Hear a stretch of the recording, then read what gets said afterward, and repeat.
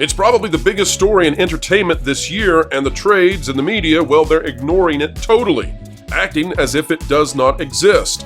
This was the worst December at the box office in modern history. We're going to break that down and show it to you. And it is the finale on a year which missed the mark terribly. Today, we're talking about the fact that 60% of the audience is gone, never returning to movies in the last 2 decades. You'll only hear it here.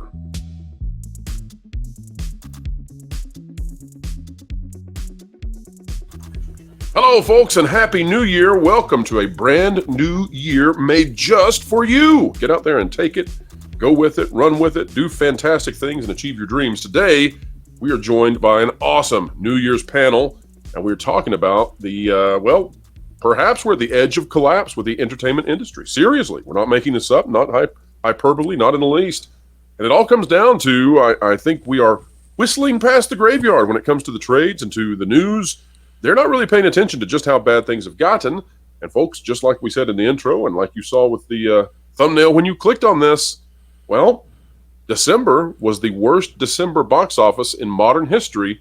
There are some caveats. There's a little bit of an asterisk, but let's dive in and we'll show you what we mean here, and you be the judge of whether or not this is truly as terrible as what we're suggesting. Right here from boxofficemojo.com, we have the list of December's domestic box offices so far. Take a look at the comparisons. 2022, $677 million, but 2022 was the year in which we only had essentially Avatar: The Way of Water and Puss in Boots. And that's because 2022 was the year where the pandemic movies were coming out. 2021, we still had movies because those movies had been in production in 2019 before the pandemic. So we still had movies. Spider-Man: No Way Home led a massive $921 million haul. And of course, in 2020, the box office was essentially shut down. Now, when we go to pre-pandemic, and we're not covered over by this fog of disease and malaise and market and all this, 1.1 billion, 1 billion, 1.3 billion, 1.1 billion, 1.3 billion, 900 million, over a billion. You get the idea. Now, although the $742 million is not final on this one, it won't be final for another day or two, but it's not going to go up very much at all. We can still see that $742 million with a full slate of movies, remind you, full slate. There's no lack of films for 2023. You have to go back all the way until 1999 to find a worse box office. That said, the price per ticket for a movie in 1999, something like 40% of what it is today. So it's drastically, amazingly worse this year. Wonka doing what it can, The Color Purple doing fine, and that's it. There's nothing else pulling weight here. Aquaman definitely not doing so. Disney is absent. And gentlemen, I just want to bring it to you. We're going to go through the articles in just a moment that are covering this. They're really not covering this, I think, with the gravitas and the gravity of what's happening in terms of a complete collapse at the box office. If you were to look at this from just butts and seats, people who actually went to the movies, even though 1999 is worse in terms of attendance, it's nowhere even close. This year's terrible. And I think that, given that 2022 only had the pandemic films, so we only had 2 major films released, I don't think you can really count that. So if you go back and start at 2019 when things were normal and you say, well, 2023 was supposed to be a normal year again. This is awful. Your thoughts, gentlemen? So my first question is, and it's the classic one whenever we're looking at that, is that whole graph accounting for inflation or no inflation? No inflation. Not taking into account of inflation at all. So this is drastically worse in terms of attendance. Oh, absolutely. Because when you see the 2012 and go back to 99, they're all in that today's $1 billion range very easily. So that's my first observation. So, Lou, I want to go to you, though, because what this says to me is it portends that there could be a change in the patterns of behavior. The real problem is if kids today do not grow up with that instilled pattern of going to the movies, then I think we're in a death spiral for the box office. What do you think? Well, first of all, go back to that list. And Absolutely. let's look at what's missing in that list. creativity. Why do I say that? We have an Avatar sequel, a Spider-Man sequel, a Wonder Woman sequel, a Star Wars sequel, a Fishman original. Star Wars, Rogue One, Star Wars. Before you get all the way back to the 3-year intended sequality, if that's a word, of the Lord of the Rings stuff, it's all A, remakes of remakes of remakes, and B, things that turn the audience off of certain franchises, never to return, perhaps. So if you haven't got something new and original, remember that the reason why the Christmas season and the month of December were always important to the box office is that's where all the big movies came out, or they came out in the summer. Why? Because the kids were not in school, and therefore there were more bodies that could fill the theaters. Now you can stream any old damn time, no matter what season it is, and B, it doesn't seem to be an event in people's lives going to the movies at Christmas the way it used to be. So there's that. Beyond that, obviously, there is the new normal money-wise. And when we talk about inflation, it isn't just normal inflation. We've had, 10, 12% over the last couple of years of the economy. And movie tickets far eclipsing that. And not only movie tickets, but the competition for movie tickets like dinner or the mortgage or all those other things people are putting money aside for. So we can blame some of it on the movies, but some of it is on the world at large and all those factors. Let me give you so for people out there to understand what we're talking about when we're saying that we are literally at the edge of theatrical entertainment collapse. The cost of a movie ticket in 1999, I just looked this up to make sure I was right on it with it. 1999, the average movie ticket price, $5.08. The average movie ticket price today, in excess of $14, probably in excess of $15 per ticket. Now, you're talking about triple the cost for going to the theaters, and you're talking about you can't, or at least you're barely eclipsing 1999. That goes to show you that is 1/3, thereabouts, of the attendance in movie theaters. Wait, it's That's worse. 1/3 of the popcorn. That's 1/3 of the sodas. That's 1/3 of the experience that drives people to go back again and again. Now, as we continue our conversation, let me bring in Tommy Tables as well. But Lou, go ahead. Well, how many of those theaters are large format and therefore above that average price compared to 10 years ago or 20 years ago? There literally weren't as many of those theaters around, and most of them were in museums and aquariums and not in movie theaters. And how much more movie theater infrastructure is there to support? As far as if you go back 10, 15, 20 years, you didn't have all these 14-screen super-duper multiplexes, and you didn't have, therefore, the food courts and the surrounding restaurants and the surrounding stores that were living off of that. Let's go to the movies, but let's go 2 hours early and have a pizza and look and see what's at Victoria's Secret or whatever store we were going to go to before the movies. So all of those people are suffering from that lack of interest as well. So, Lou, you bring up a great point because back, 6 months ago when we were looking at The Little Mermaid, the claims were that the new Little Mermaid, the live action, was beating the animated. And, of course, we absolutely disrobed that argument because it was terrible. It was dumb. If you took into account inflation and adjusted for it, it was nowhere close. And then, though, there was this other thing that we looked at, which I thought was really neat. I don't think anybody else covered this. To your point, though, what we saw was that if you looked at the number of screens on which the original animated Little Mermaid appeared versus the live action, what you found was that the animated one was on every theater in the country. There just weren't as many theaters, and they were maxed out. The theaters were full. So the numbers that they could generate were limited by the capacity, which is far below us now. And now you go into theaters like I did with Wish, and I took a picture. I don't know if I was supposed to or not, but I did, because I was the only one in this giant, massive theater. And I don't know how many people it could hold, but, maybe 1,000. And nobody in there. And which screen at the multiplex these pictures play on is contractually obligated too. So yes, they were expecting a crowd, and Disney was demanding a crowd, and they got the big house. Exactly. Well, let me show you what in contrast to what we are saying, okay? Because this is not, if you go to other places, this is not the way they are talking. Outside of the channels in which you often will find us partnering with, if you go to the trades, that's not how they see this at all. And so, Lauren, I'm about to come to you because I want to get your analytical mind on this one.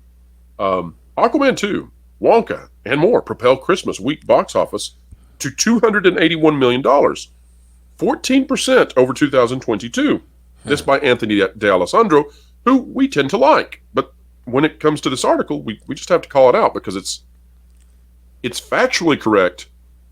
It's not narratively, or what's even the better way to say this? It's not metaphysically correct. Let me show you what I'm talking about. Christmas week rang in an estimated $281.4 million at the domestic box office.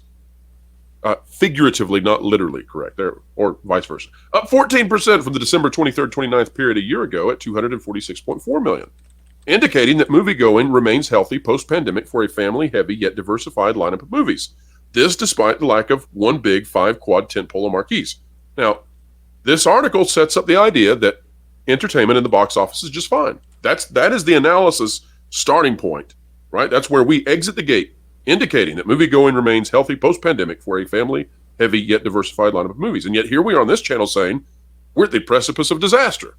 Now, how is it possible then that this year is up 14% week to week in terms of Christmas? Well, there's a calendar game being played here. And let me explain, Lauren. So the time period that it's talking about, December 23rd to 29, okay? Up 14% from the December 23 to 29 period a year ago.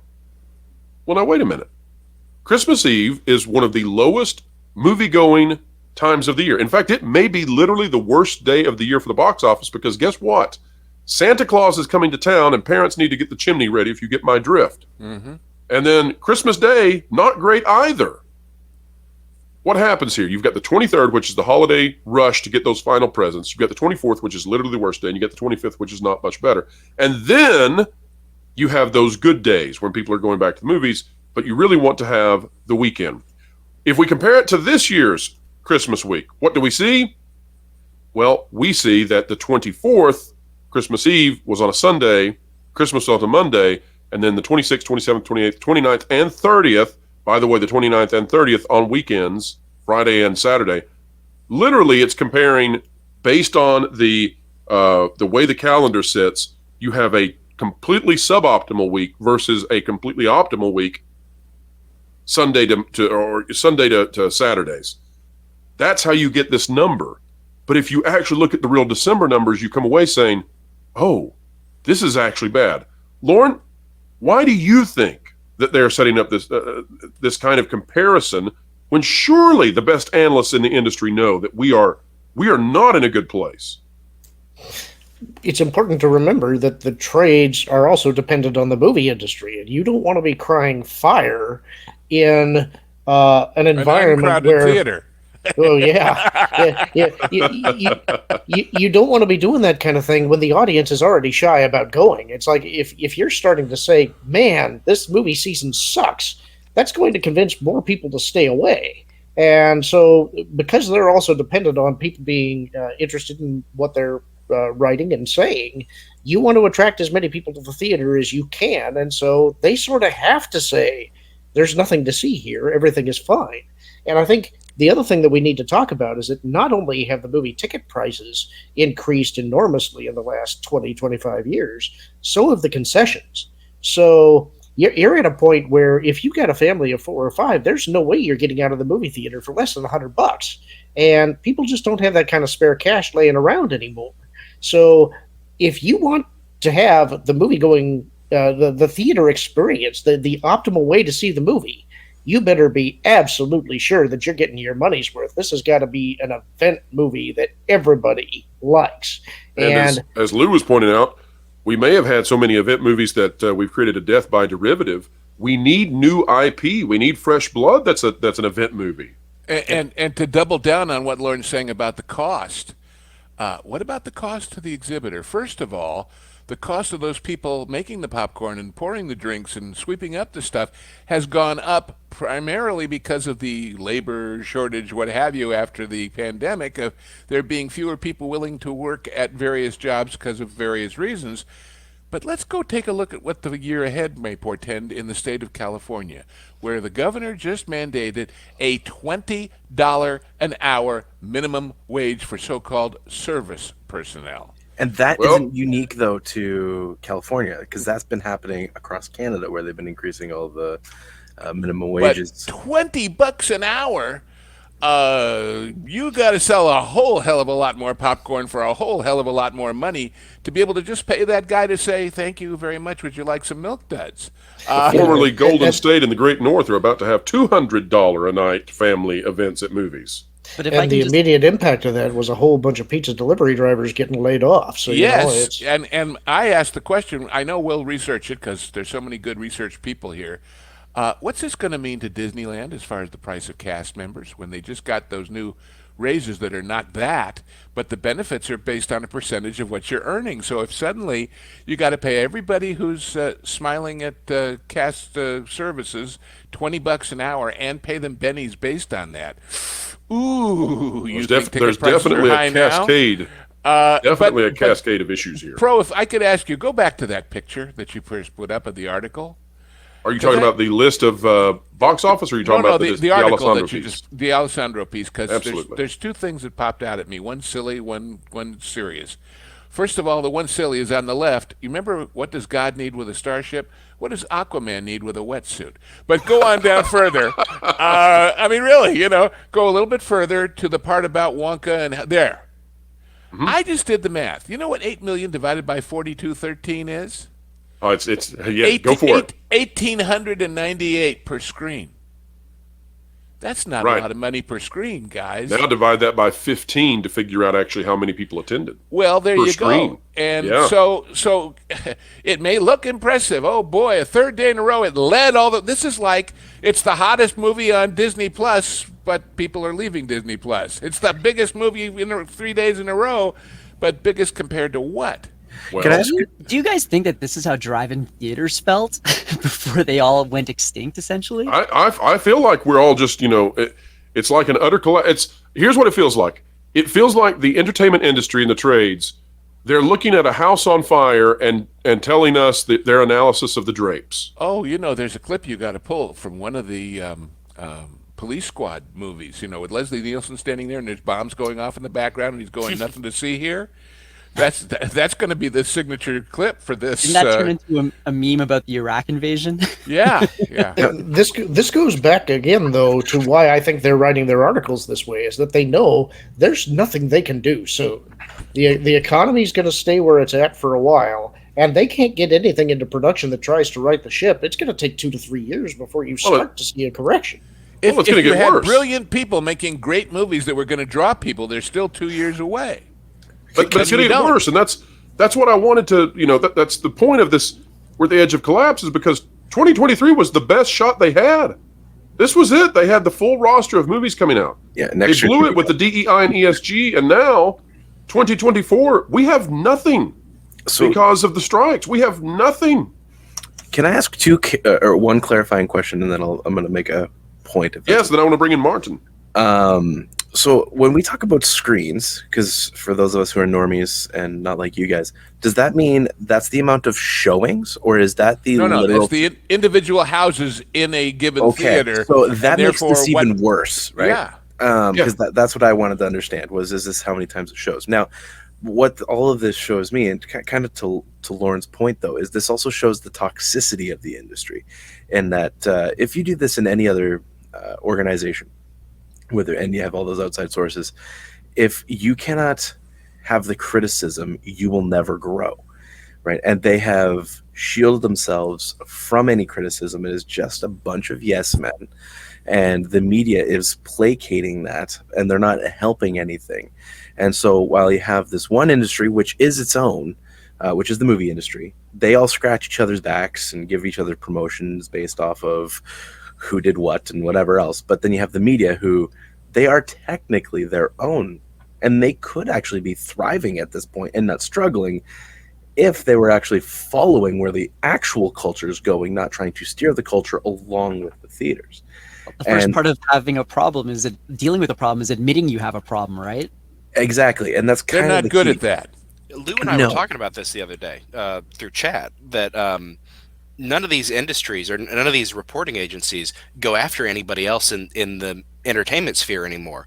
It's all kid gloves.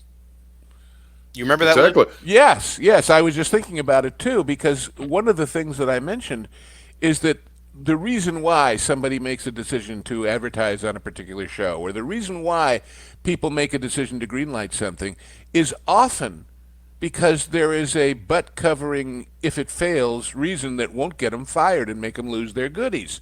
Well, now, if 2023 was the best chance because it had so many big movies that they hoped obviously would make money and didn't. Which, by the way, we all looked at and said, this is bad. This is not going to make money. But they thought it was going to be a good year. Well, but the point is, they aren't changing the philosophy. They aren't changing the cultural direction of what they're doing. No matter how much they pretend they're going to lower the noise is not the content. The medium is the message. What's their excuse? What's going to be their excuse this coming year, except to say, well, last year was so big and so great that we couldn't possibly match it no matter what? Well, we're still dealing with the after effects of COVID, you understand. Oh, yeah, and it's too hot to go to the movies down there in Florida, too. And the strike. Well, yeah, right, and the It's dog ate my definitely the homework, strike. It's definitely the strike, 100%. which But that's they the made realization happen by making silly statements like the ones Iger made at that conference and saying, "Hey, all you people striking against us that we're trying to make a deal with, screw you and your mother too." That wasn't too bright. I did think that was an interesting point you made the other day, though, that it was like all of the other studios knew that they needed to play ball, and somehow Iger didn't get the message. Do you Yes. think that was deliberate? Was somebody trying to make Iger appear foolish deliberately? I don't think Or- there's anything he does that's deliberate anymore. It's all gut instinct, and his guts stink. So the thing is about Iger, and I think he is probably the biggest symptom of the problem right now, right? Because again, if you look at any other organization, the ones that they embrace the values that Hollywood is really trying to push out right now, they collapse in on themselves and die. And all of those industries that I'm aware of, whether it's nonprofit or whatever, that have embraced these ideologies and whatever else, they are on a 10-year what's it called? Where you can basically, that's your time till die. So they're waiting to die. Well, let's- the issue let's they run distinction- into, the issue they run into is that all of these different identity groups, they're all playing no true Scotsman, and they have to keep trying to one up each other, and that's why they die. They cannot And- help but rip each other apart. But let's look at the difference here. When Bud Light dies, people don't stop drinking beer; they just stop drinking Bud Light. But when the movie industry says we're all going to die on this hill together, what's left? They go play Fortnite. Yeah, That's there what you I go. think's happening. There I you think go. So but let me say this, because folks, again, we're the ones out there, saying this, and it's kind of lonely because the trades are not saying this yet. It was lonely, by the way, when we talked about what was happening to Disney and what would happen to Disney, and now it's there, and now it's not so lonely anymore. But here we are saying, hey, we're at the edge of total theatrical collapse. But nobody's really talking about it. But to put it all in perspective, so people understand, this is going to be the topic of the pro show on Tuesday. Ooh. But I'll give a taste of this, an appetizer, if you will. Back in April, the expectation for the box office for the year, $32 billion was the projection. $32 billion worldwide. Now, we don't have the final numbers, but I can tell you domestically where we landed was about $9 billion. If you assume a doubling of that for the international Which is the worldwide usual market, assumption. you're still sub 20 million. We missed it majorly. Not by half, but pretty darn close. And that is astronomically off of projections. By the way, when you talk about December and you talk about Christmases past, and when they start to try and blame it on outside forces, like politics or history or events, There was this little thing that happened in December of 1941 that probably kept people from going to the movies, and I'll bet you the numbers on a percentage basis are better. I'll bet so. Well, But let's take a in look, gentlemen. This 41, is you were our still getting your final. news to the theaters. You Oh, had that- newsreel. boy, Well, in that's a 41, great you still point. had newsreels. Oh, that's true. That's a great point. That's Yeah. true. Now, here's the and let's say that too. So that also meant that the theaters remained relevant, and they've done everything in Hollywood this year to make them irrelevant. I was Despite just going to bring that up. yes, despite the magnitude of the numbers of films we've seen, but out of fortune. And by the way, I love this article. This is a great article. It has great analysis. Hollywood closes up and down 2023 with Wonka and The Color Purple atop box office. We're climbing our way back by Jake Coyle and the Associated Press. I don't really care for the Associated Press right now, but this is a really good article. If this were a normal year, this would be a really good article because it covers this as if it is normal and we're clawing our way back and all of that. And you read it. And if you were just somebody, a normie or somebody disassociated largely with entertainment, and you were just trying to be, well-versed and knowledgeable in the subject, you would find this a fascinating read. It's extremely well structured. It has great information. And then you get to the bottom. And I want to go down to the bottom for all of you. Because when I got to the bottom of this article and I was reading it, I realized that we're talking normally about something that is very abnormal. Take a look at these numbers for Christmas week. And again, remember, this is as optimal a week as you can get for Christmas because Christmas Eve and Christmas came at the very beginning of it. And then you had all the days thereafter for everybody to go spend their movie ticket gift cards they got. You get all that time for grandmas and grandpas to take the kids to go see the movies. You've got a weekend following. This is a great week to generate a big Christmas week total. Yeah, they've broken all the toys by Tuesday and are looking for something to do. Wonka, talking about those broken toys, not much broke the box office records. Wonka is the only film to break $20 million. This isn't normal. This is bizarre. This is My Christmas kids- week and one movie broke 20 million. Can I just throw this out there too? When it comes to these numbers before they get the final ones on Monday. Also, as Typically- you talk, Floral, Dr. Jordan B. Peterson, you're welcome for the free Adam this. You're apparently unfortunate. And the look on his face is talking about this whole, we're clawing back and saying, do you believe this? Now, all of that said, Steve Floral, go ahead with what you're going to say. Go ahead, Apologies Steve, on that I'm one. sorry. You gotta start making your bed. So when Aquaman is posting 19.5 million, that number is going to drop. That has been the consistent case with all these superhero movies in the last, I would say, year. These numbers come out and it's always lower. So Wonka could actually have a bit of an increase along with Migration, which actually might mean that Migration and Aquaman might be like at the exact same amount, which would be pretty funny. But that was kind of just the little thing that stood out to me on that is just that trend that Aquaman or superhero movies are actually lower in the end, and everything else tends to get a bit of a bump. But You know- what are these other movies though? Like The Boys in the Boat, The Iron Claw? I mean, Hey, Migration I've well, heard of just because we were razzing Lou, on Well, the it. audience Lou is also- all in.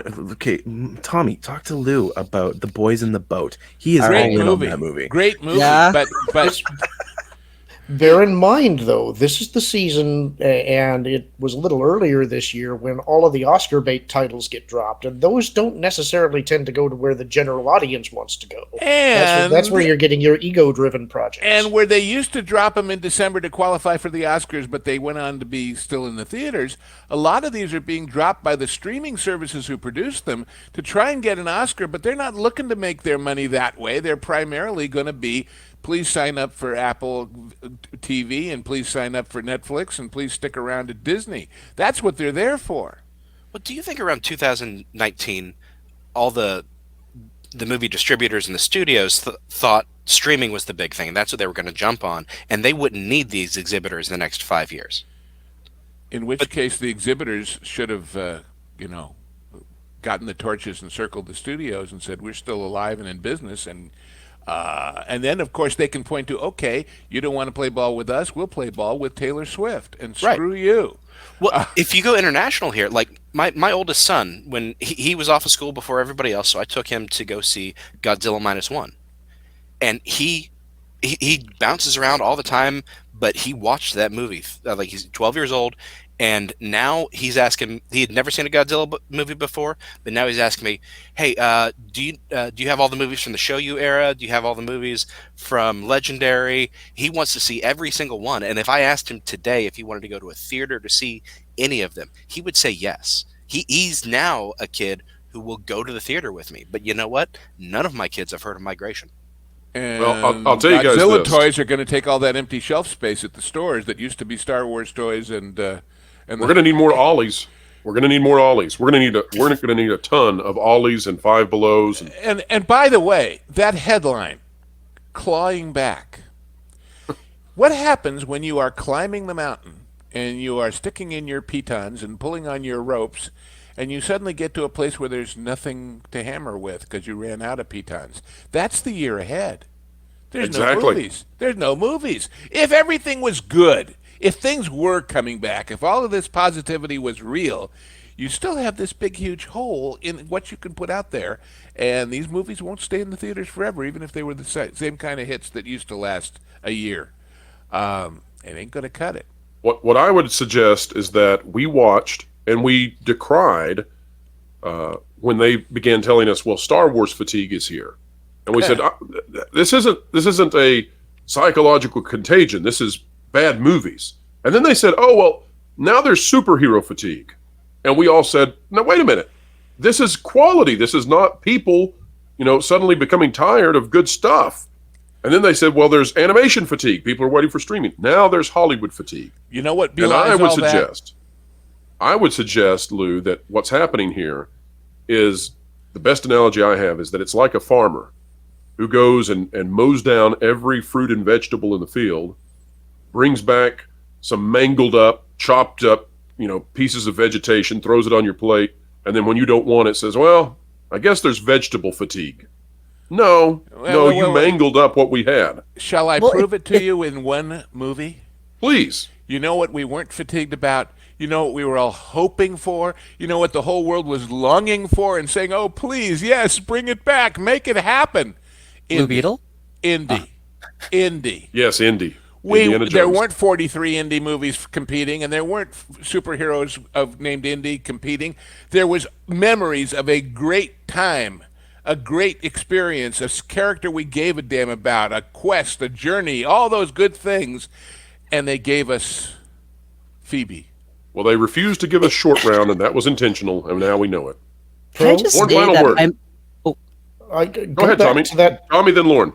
So I just want to say that I am so sick to death of this entire fatigue trend that's been purveying around online and in the trades and whatnot. I mean, it's like The Boy Who Cried Wolf. Oh, well, this movie failed. Well, it's because of superhero fatigue. Oh, it's because of Star Wars fatigue. It's because of this fatigue. And it's like, how many times can you use that excuse before it just, even the most normalist of normal people realizes, like, wait a minute, you guys have been saying this a lot.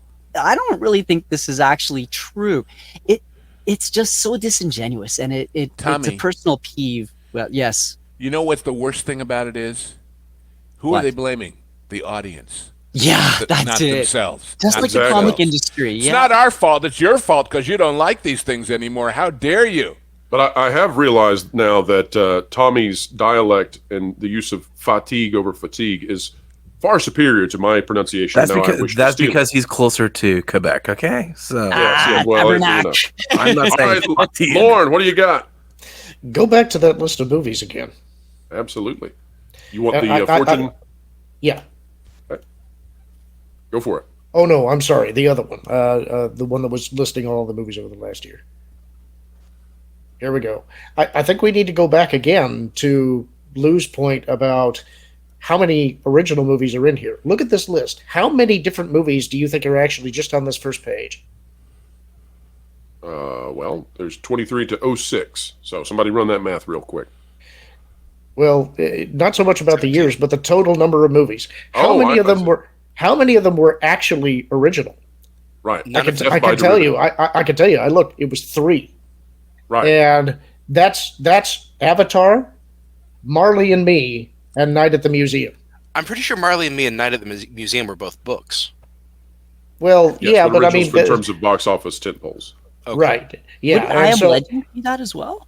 Yes, that's actually a movie that's been done multiple times. My favorite Omega version Man? was the Omega Man with Charlton Heston. Yeah, Oh, last- Just hey, looks like a little last scroll man down on here Earth. for you name. guys. We might have to review that one. It's kind of a weird movie, but I love it. It's another one of those classics that is actually pretty good in my opinion. But Vincent that's the Price, thing. Last Man on Earth was. well, this year we've got Freud's Last Session, and then in 2000 we had What Women Want. So that's sort of a because he famously didn't know the answer to that question. Right. We've gone from What Women Want to What Is a Woman. There you go. Absolutely. Well, Which means that the logical place to go next is, what do men want? that's right. And apparently Hollywood doesn't know. I bet we can figure out why. I see a remake of Mars Needs Women coming soon. That's right. So. Well, folks, we're not here to tell you that when entertainment collapses, the industry, that entertainment will end. People will find things to amuse themselves with. It'll just be Fortnite. It'll just be YouTube. But it's not going to be theaters, unfortunately, if this continues. This is truly, red flag, red flag, red flag. We were the voice in the wilderness, along with a few other channels, talking about the demise of Disney. Now we are the voice in the wilderness telling you that, hey, we are in an emergency situation when it comes to theaters, and everybody needs to be paying attention. I would not be surprised or shocked if some major theater chains go under in 2024, 2025. And if that happens, then it may completely disrupt the market in terms of how we consume said material. Now, one thing that we always enjoy consuming here on this channel is, folks, you may know that at the end of these videos, you often see some puppets who show up and help us promote different things that we're doing. Floral, and Steve is in parentheses there, Floral from Under a Rock is the channel that provides those. Steve, quickly, could you show us one of our friends who pops up in those in bumpers real quick? Hey guys, how's it going? Hey, So many people, they know the puppets, they know Floral here, but they don't know Steve. They haven't seen his face necessarily. And so I just wanted to take a moment. Steve, what inspired you to do these, to come up with this idea and this concept for YouTube? Well, originally it was going to I be. can't decide who's going to be talking here. Yeah, no, I couldn't decide either. Floral was going to be doing video reviews, and I realized I suck at those. So I'm not going to pretend that I'm actually. Steve, what's the most recent movie you've seen? Oh, my wife and I just finished The Half-Blood Prince. You've got 30 seconds. Floral, your review, please. A movie about a guy that should have. You're right. You're not very good at this. Yeah, Okay, no. continue on, Steve. Yeah. All right. So, anyway, the big thing was, I was just like, I'm going to start being ridiculous. I'm just going to be me. I'm going to pull out the jokes that I like to make and all that kind of stuff, and just kind of do something that's a little bit more evergreen, and do songs kind of like the Muppets and all that kind of stuff. And because just bringing some joy back in. And so I thought I was being all creative, and then I discovered that there's a whole bunch of other people in our sphere who do puppets as well. So I started tag teaming with some of them, and then also just like roping in some of the people in my chats or other people's chats, and that's how I got Punkwaddle and Mrs. Flu and to help out. And then it became what you guys are seeing now. We're just making like the little skits and doing things, and so there's the dreams and all that we want to see accomplished. But beyond that, it's at this point, it's just having the fun and bringing some levity back in the forms that no one gets anymore. Exactly. Well, folks, if you're looking for entertainment as it becomes more and more difficult to sustain the theaters, channels such as Floral from Under a Rock are a great place to go for lots of fun, family friendly. And, it's a big team that works here on the WDW Pro channel. And I'm happy to say that Steve has been an integral part of making this thing grow and grow and grow. And we hope that his channel hits lots of milestones this year. It's been such fun having all the team, minus Wilton, of course, but all the team, be there in those endings to celebrate. And also, phenomenal job on parodies, skits, and intros for some of our member live streams and milestone celebrations. So thank you so much, Steve. Wishing all of you gentlemen here on the panel the absolute best of a year ahead. Folks, get out there and grab it. Go with it. Take this year with all the gusto you can garner, and let's have fun. All right, that's the conversation for today. I guess we are the sirens once more, declaring out there that there is a crisis, and we'll wait for the mainstream to catch up. We're here to help you, trades and industry. Folks, if you like content like this, consider clicking the like button, share, subscribe. When you click it, you stick it to the algorithms. Hit the notification bell, drop a comment down below. Let us know your thoughts. And wherever you are and whatever you're doing, keep learning, keep Ha! Tricked you, Floral. Growing. And keep having fun. Stick this up here. This is one big cultural appropriation, don't you think? What do you mean? We're just celebrating the Year of Medmud. There's no thing called the Year of Medmud. There's a dog, but not a Medmud. Where'd you get this from? Were you reading Time magazine again? No, but I just figured that since he's so generous, he deserved to be like Star of the Year. The goat, if you will. No. We all know goats are hot. You're just trying to suck up to him to get a membership on our channel, aren't you? Maybe. That's so disgusting. I'd say you should be ashamed of yourself, but trying to butter up to him like that... Then again, it is you. Look, man, butter worked on Jonas. Putting butter on a second-degree burn isn't a solution. Besides that, there's like another restraining order against you going near anyone in the kitchen. But you know what there isn't a court order for? Subscribing to WDW Pro and bookmarking thatparkplace.com, where John Trent is editor-in-chief, so you can keep ahead of the culture curve and get accurate information, which will also keep you from getting burned by the mainstream media. So you are saying I did a sick burn? You're an idiot. Now clean all this up. Yeah, I'm not cleaning this up.